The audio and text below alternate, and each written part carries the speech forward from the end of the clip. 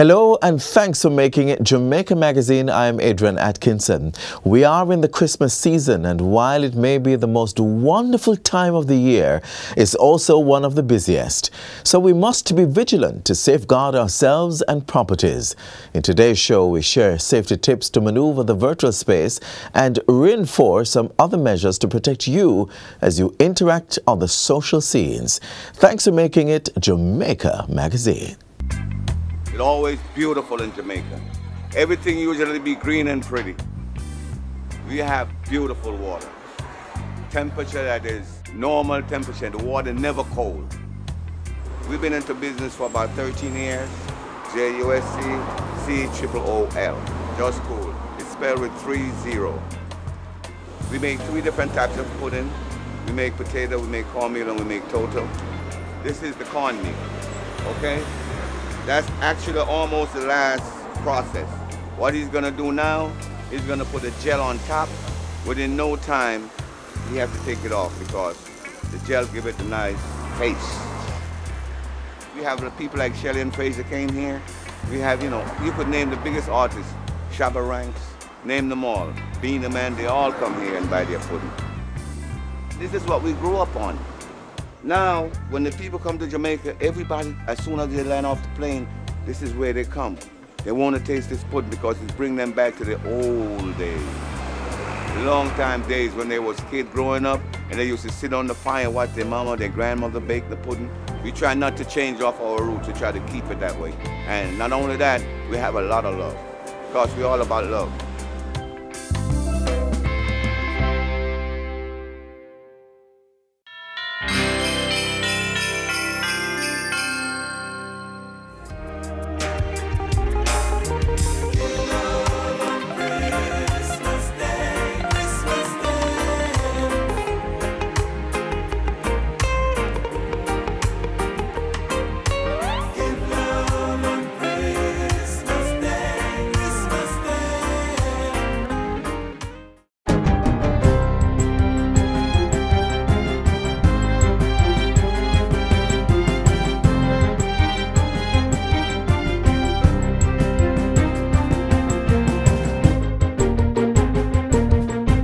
Good day, I'm Stephen McHugh, and this is your JIS News for Thursday, December 15, 2022.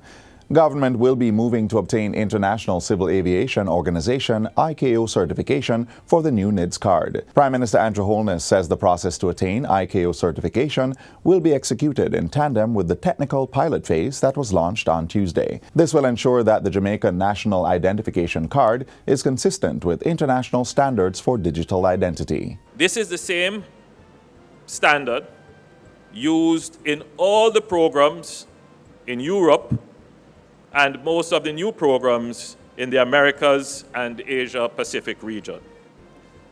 This is also the same standard adopted for electronic passports.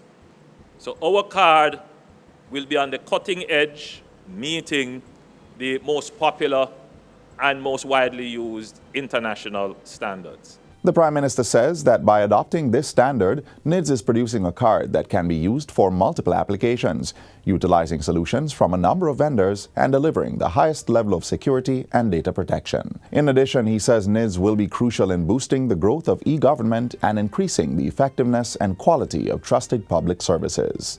This system will further help the private sector in the authentication of credentials for online services like e-banking and e-commerce. 5 families in various St. Andrew communities are looking ahead to the Christmas holidays from the comfort of their own newly delivered homes, thanks to government's new social housing program, NSHP.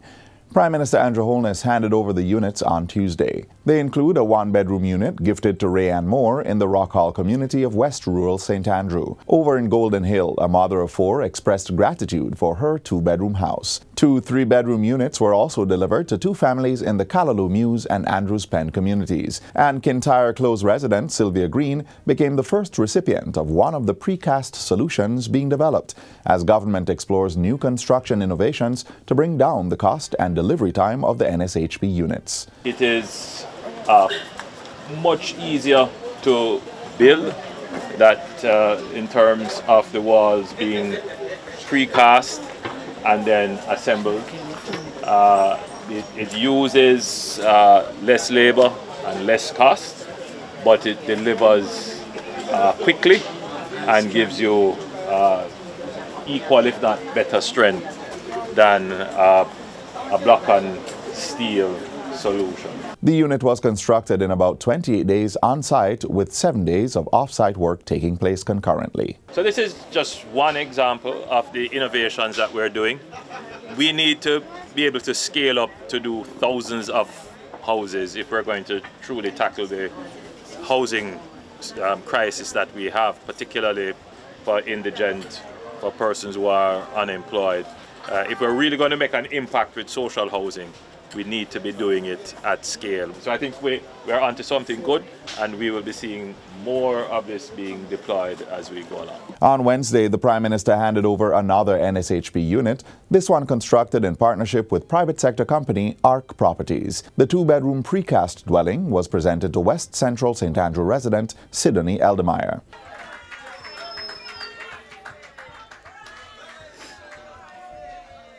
First and foremost, I want to give the Prime Minister really appreciate this. It's been a rough year. But as the songwriter said, when God said yes, no man says no. Thank you so much. May God continue to bless your work and pushing more help for people like me to benefit a house like that. Prime Minister Holness, who first made an appeal in February for private sector companies to join government's NSHP initiative, praised ARC Properties for being the first entity to answer the call. He is appealing for others to come on board. The government that I lead puts in place all the necessary mechanisms for accountability and transparency in these infrastructure projects. So for the private sector persons looking on who we are appealing to, who may have certain skepticisms about the processes, the only skepticism that you should have is that the project might take a little longer than you expect because of the rigor that we apply to accountability and transparency. Chairman for ARC Properties Limited, Norman Horn, says the company is striving not just to earn, but also to share those earnings with persons who are less fortunate. He's also encouraging other private sector companies to support the program. You cannot begin to imagine how satisfying it is for us at ARC Manufacturing.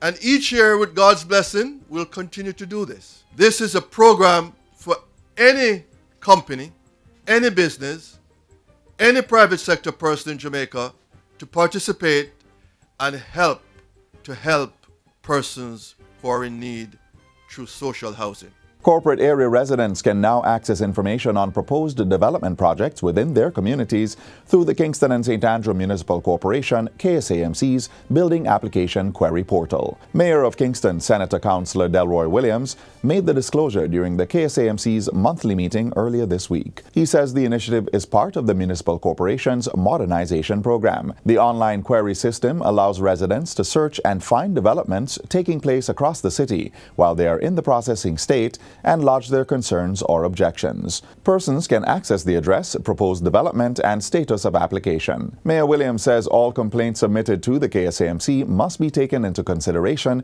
during the approval stage, and this initiative is one of several intended to streamline and improve the service delivery of the corporation. For more information, persons can visit ksamcwebapps.com. Holders of National Health Fund, NHF, and Jamaica Drug for the Elderly program, JADEP cards, will be able to access more benefits. Significant among them is the introduction of the prostate-specific antigen PSA test, which is now being covered under the NHF Individual Benefits Program. The subsidy is set at $1,600 per test, with a maximum allowance of 1 test per year. Health and Wellness Minister Dr. Christopher Tufton says this is particularly useful, as data from the Global Cancer Observatory for 2020 estimates that Jamaica records over 1,500 new prostate cancer cases annually. We have some 89,665 active male claimants, 40 years and older, who can benefit from this new addition. And again, we say to these men, use the benefit to get tested. Early detection saves lives. Minister Tufton was making a statement in Parliament on Tuesday. He also revealed the addition of 41 new active pharmaceutical ingredients for the treatment of 8 conditions. This will benefit 350,000 active NHF card holders. It will cost the government $474.6 million per year. For the 21,000 JADIP card holders, they will benefit from 5 additional pharmaceutical items at an annual cost to the government of over $42 million. Persons wishing to access these expanded benefits and others may call the National Health Fund at 888-DIAL-NHF. That's 888-342-5643. You may also access their website at nhf.org.jm or visit any DrugServe location at private and public health facilities island-wide. And finally, after a 2-year absence, the tourism product development company TPDCO has revived its major craft fair. The fair, dubbed Crafting for Christmas, Give a Craft That Counts, returns this Friday, December 16, on the south lawns of Devon House in St. Andrew. It will run from 11 a.m. until 8 p.m., featuring over 60 local artisans with an array of art, craft, and souvenir items that will be on display and for sale. It provides an opportunity for patrons to do their Christmas shopping while giving the artisans an outlet for sale of their wide range of Jamaican products. The event will also feature authentic Jamaican entertainment during the lunch hour and later in the evening. Executive Director Wade Mars says Devon House has also collaborated with TPDCO to offer a special rate for a tour of the mansion and a serving of their world-famous Devon House ice cream. The fair is free of cost and open to the public.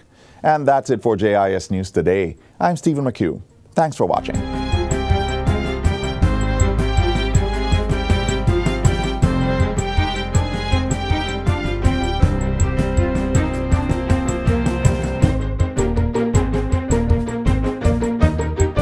This is one time we don't want you to laugh. Staying safe on the road is a serious thing. Mr. Taxi driver and bus driver, take time, man. People, so one-stop driver and come off. Cyclists, motorcyclists, pedestrian, all road users using the head. Only if you use cell phone and drive. No, man. Idiot thing that. Road safety is no laughing matter. Because we want you to be around and laughing with us for a long time. A message from the National Road Safety Council and National Health Fund.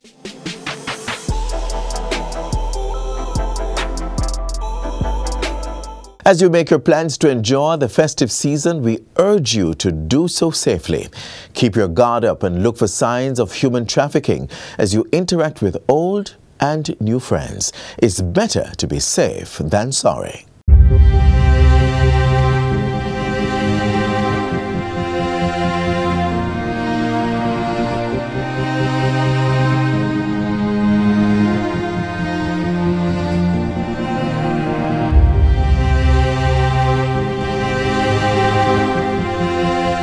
Sometimes when persons hear trafficking, they think about sex, sexual exploitation.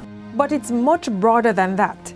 It also involves persons being forced into labor, marriages, begging, and domestic servitude, among other acts.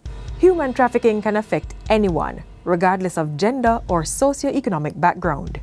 Any boy or girl, woman or man can be a victim of human trafficking. Manager of the Trafficking in Persons Secretariat, Shanae Russell Robinson, says in Jamaica, the 2 common forms of trafficking are forced labor and sex trafficking, with children being the primary victims. Our victim mainly, sadly so, has been mostly children, meaning persons under the age of 18 years old, has been our main victims of trafficking in persons in Jamaica, as well as most of our victims are local persons, and perhaps a little over 60% are locals, and the rest is international or non-national victims. The Jamaica Constabulary Force, JCF, says it has taken note of a worrying trend where a family member, parent, or guardian is the trafficker or the one who sells a child to a third-party trafficker. The Ministry of National Security, through the National Task Force Against Trafficking in Persons, has been raising awareness of these activities as part of efforts to curtail human trafficking in the country and sensitize the public about what the crime looks like. The nature of human trafficking is that it continues to evolve, and it is not something that is easily, the concept of it is not easily grasped. But the basic knowledge of human trafficking persons tend to believe that certain activities are acceptable, and because of this, they do not report. Persons tend to believe that human trafficking must involve transportation. The Ministry of National Security has been seeing success in its fight against human trafficking. Ms. Russell Robinson says over 100 victims have been rescued since 2010. In addition, 8 traffickers were convicted within the courts. Judges have also been trained in the laws and procedures of the Trafficking in Persons Prevention, Suppression and Punishment Act. The Act was also amended in 2013, 2018, and just recently, 2021. So these are measures that we have been put in place to ensure that Jamaica is aligned with international best practices and to ensure that we are keeping abreast of the changing times, because traffickers are also constantly evolving their methods. Ms. Russell Robinson says while the mandate of the task force is to catch perpetrators, the focus is also to protect victims of trafficking, as well as carry out measures to reduce such incidents locally. A critical aspect of the NATFATIP's mandate is the reintegration of victims into society. The support is a priority based on the psychological impact of the ordeal on victims. After you've come out of a life of trafficking in persons, you are devastated, you are traumatized, and you will need the assistance of persons as well as your family members and government and other stakeholders to assist you in getting back to a normal life. Systems in place to offer assistance include a government-operated shelter for victims of trafficking, a reintegration program, assistance with educational expenses and job opportunities, as well as training and other extracurricular skills. There is also assistance with immigration documents such as passport and other forms of ID if the victim is a non-national. This is in addition to psychosocial counseling by the Victim Services Division of the Ministry of Justice and the Child Protection and Family Services Agency.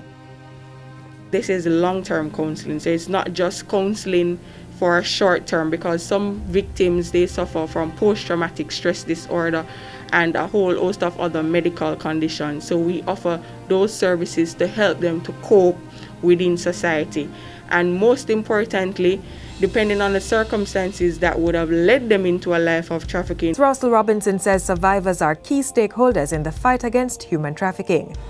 Their experiences, she says, play a critical role in establishing effective measures to prevent the crime, as well as to identify and rescue victims and provide the support needed for their rehabilitation. It's best to get first-hand information from victims on how we can assist them and if our guidelines and policies in place are up to standard and efficient to assist victims. With all hands on deck, we can fight human trafficking.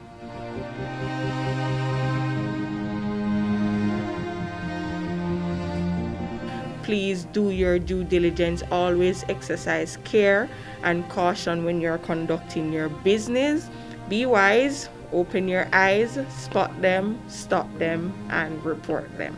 If you suspect or know that someone is being trafficked, or if you are a victim of human trafficking, call the nearest police station or the police emergency numbers 311, 811, or 119 and make a report. You may also send an email to tip.ocid@jcf.gov.jm or call the Counterterrorism and Organized Crime CTOC at 876-967-1389.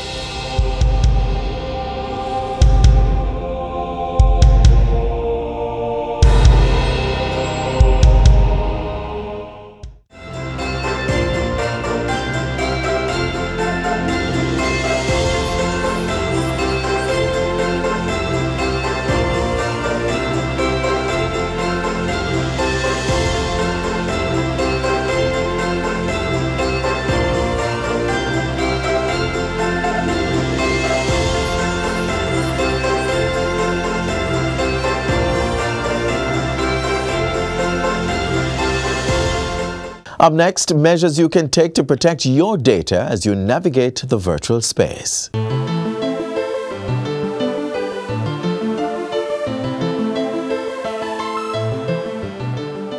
Choose strong passwords. A lot of us reuse our password, and we use easy what we call soft passwords. You know, the name of your child, your date of birth.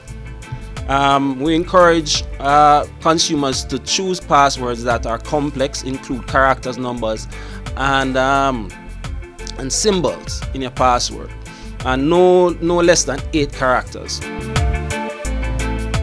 The other precaution is to control access to your machine. That includes don't leave your device open on the table. So your smartphone or your computer, lock the screen.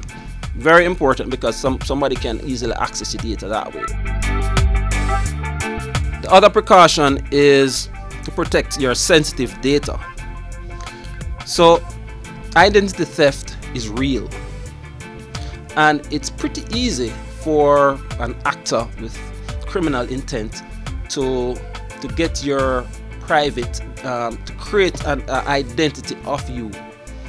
So they can go on your Facebook page or your LinkedIn or any social media site and grab your information, your name and other information, and create a profile of you in a different scenario. In some cases, they can actually go in other jurisdictions, they can use the social security number and actually apply for bank accounts and other services, financial services.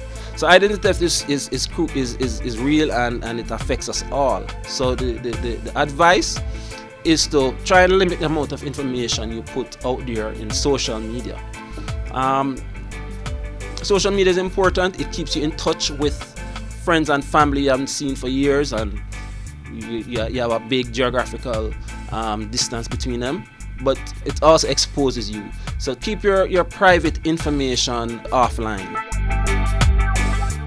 In regards to online shopping, utilize the services of a legitimate and well-known and well-established website. Some of these more well-established websites may not necessarily carry the product or the service that you're looking for, but you do have websites out there that they may be running a legitimate organization, but their security precautions that they take in their back-end system is not sufficient. It not necessarily means that you can't shop with them, but or they might not deliver your product, but the level of trust that you have in them might not necessarily be what it should be. But online shopping, there's a service called Better Business Bureau, which a lot of these websites utilize now. And what they do is the Better Business Bureau will evaluate the website and organization for the level of legitimacy, the care that they take in protecting shoppers' data, and they will give them a rating. Their rating system is also based on the number of complaints that consumers logged with the Better Business Bureau. So so websites that are highly rated by the Better Business Bureau will have a tag on them, BBB. You may have seen that before. So that's a good way of evaluating a particular website if you choose to shop with them. Protect your credit card information, especially online. Don't just plug it in any website. And remember to log out of websites after you finish using them. In the past, we would simply, go into a bank and we would sign mountains of documents to purchase a house or even a car. Now there are opportunities for you to use digital signatures where you can do these transactions online, which now makes it even more challenging to police, because how do we know that you are the actual individual online that is adding a signature to a particular contract or an agreement? So it is very important for consumers to understand and to have a better education on protecting ourselves in these regards.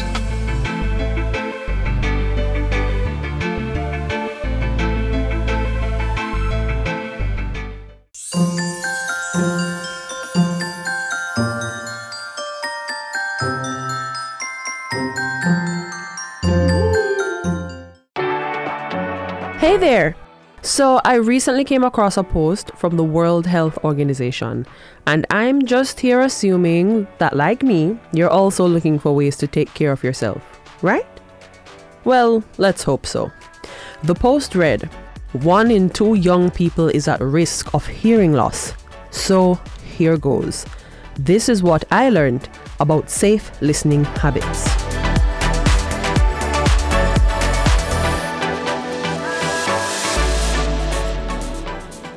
How do you even know when noise is damaging your hearing?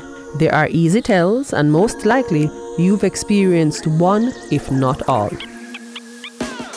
You have to raise your voice to talk to other people. You cannot hear what people nearby are saying. It hurts your ears. You have ringing hearing after. Did you hear that? Okay, back to what I was saying. If you have ringing in your ears or muffled hearing afterwards, the noise is quite possibly loud enough to damage your hearing.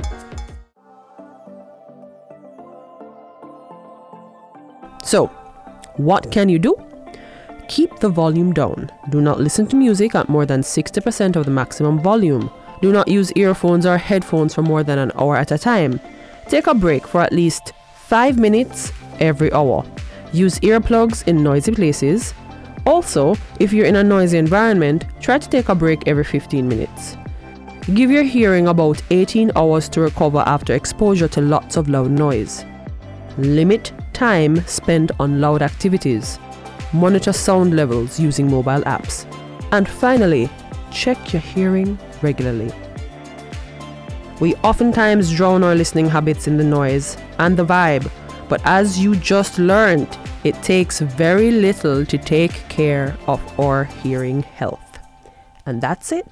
Easy, simple, and done. Happy hearing. Living in Jamaica is an experience that you cannot put in words. There's an energy in the atmosphere that just feels good. There are so many aspects of Jamaica that I think makes it second to none.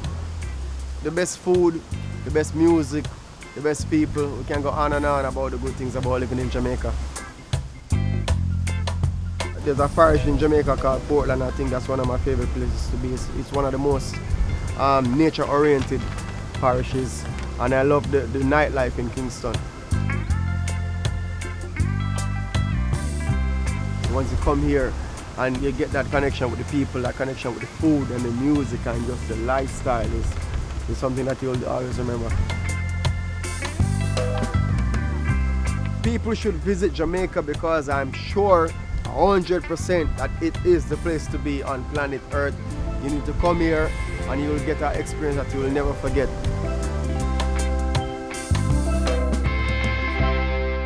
This is where our journey ends, but only for today. Do join us again tomorrow and we'll bring you another informative program. In the meantime, stay connected via our website, jis.gov.jm. And while you're online, send your feedback to Jamaica Magazine at jis.gov.jm or via tweet at JIS News. You may also find us on all the major social media platforms and through our mobile app that's Android and iOS compatible. On behalf of the entire production team, I'm Adrian Atkinson. Do take care. This has been a production of the Jamaica Information Service, the voice of Jamaica.